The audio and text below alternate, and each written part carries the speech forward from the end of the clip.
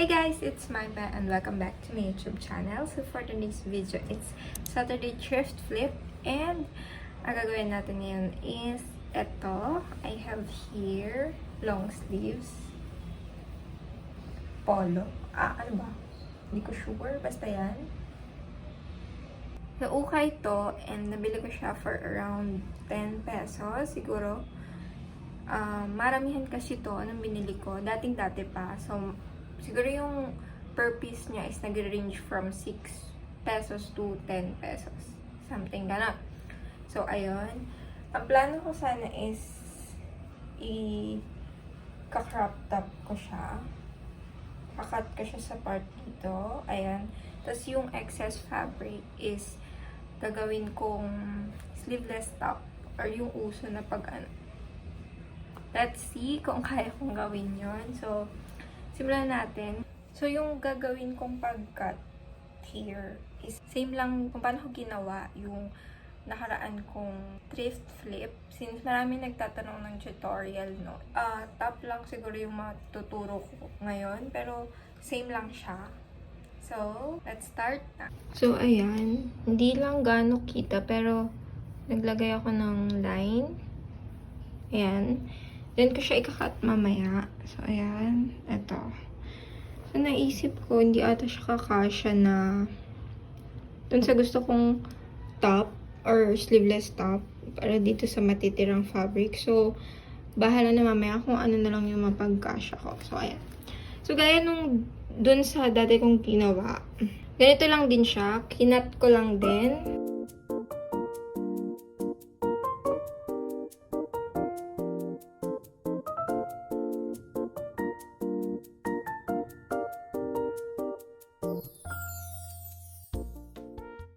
So, ayan na siya. Ito na lang yung natira. Lahat tube na lang yung gawin ko dito.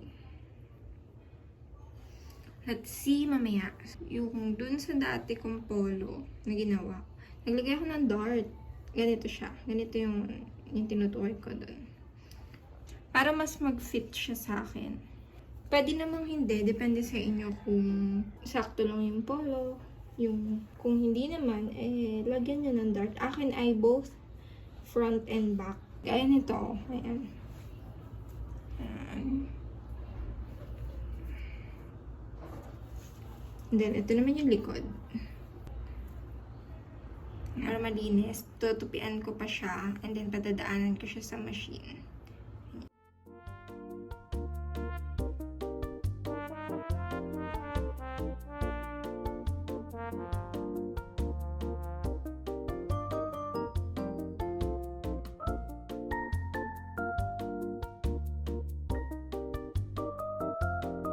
So, ayan. Nalagyan ko na yung bumbang part.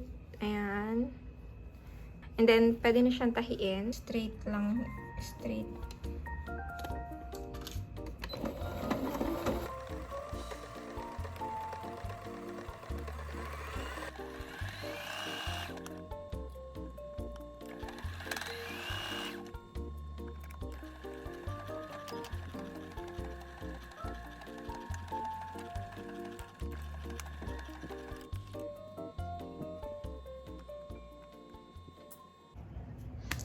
So, ayan. Tapos na to.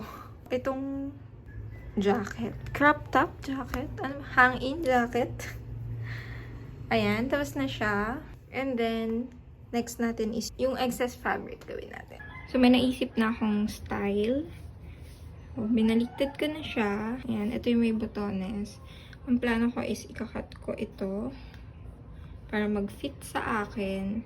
And then, ito yung magiging taas. So, ayan. Ito yung baba kanina. As you can see, ayan. Ayan, ito na yung magiging taas. So, ayan. Babawasan ko dito and dito. And then, nalagyan ko ng strap. Yung manipis lang.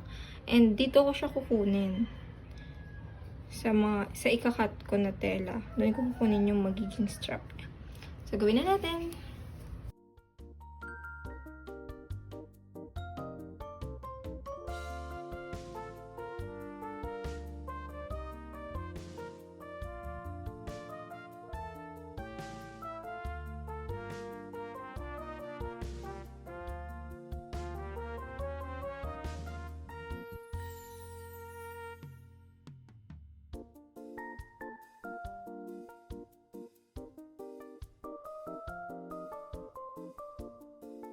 So, ayan na siya. Ayan. Nakat ko na rin yung excess dito sa loob. Ayan, ito na siya. Kaso, niisip ko pa kung paano ko siya magagawang strap. Ganyan siya, oh. Kung paano ko siya mapapagkasyang strap. Feeling ko kasi hindi siya kakasya. Ayan. Tapos dito din dapat. So, ayun. Yung botones, ito. Kapalitan ko pa siya.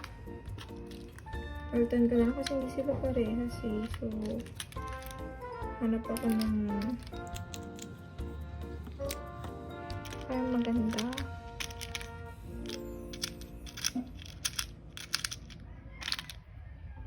Black na lang kaya. Pero hindi siya bagay eh.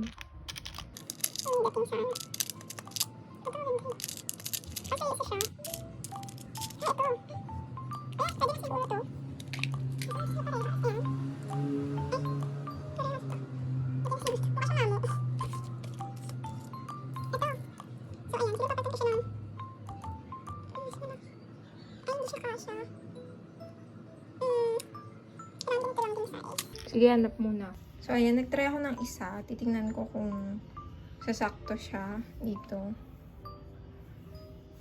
Baliktarin na natin.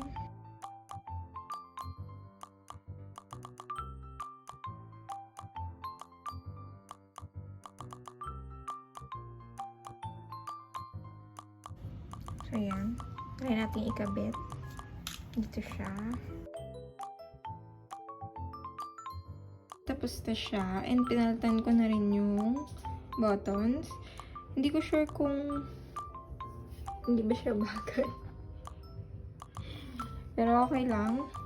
Ayan, may strap na. At least same na sila. Hindi kaya kanina. Ayan, may strap na. Sukat na natin. Both.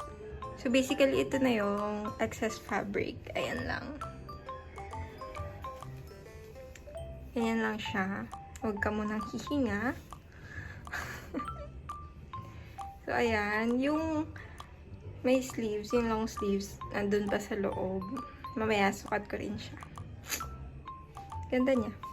Huwag ka lang hihinga.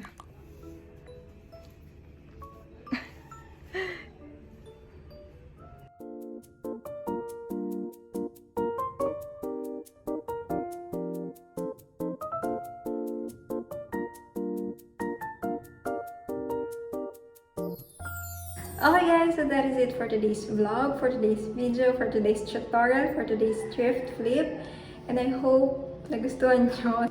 Sana nakatulong sa inyo, sana malinaw. So ayun, thank you guys for watching and see you on my next tutorial, see you on my next video. Bye!